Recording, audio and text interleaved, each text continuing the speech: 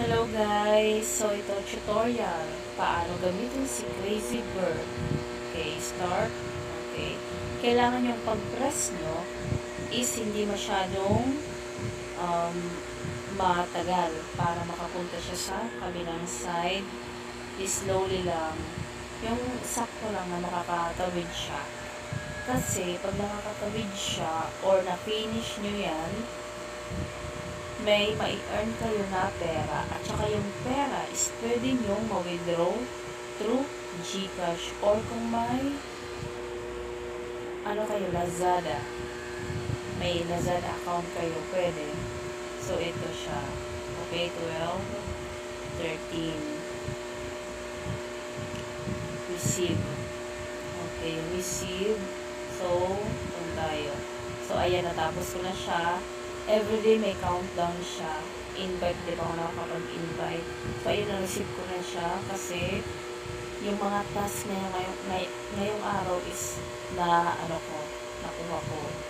Kailangan nilang gawin is i-monitor yung account niyo para siyang coins.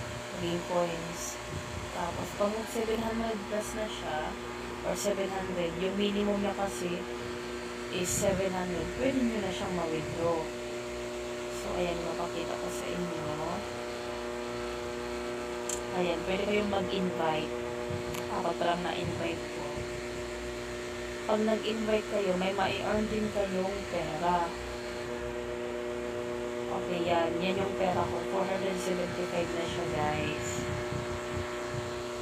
Tapos, ayan, Lazada or GCash. Pero pag sa Lazada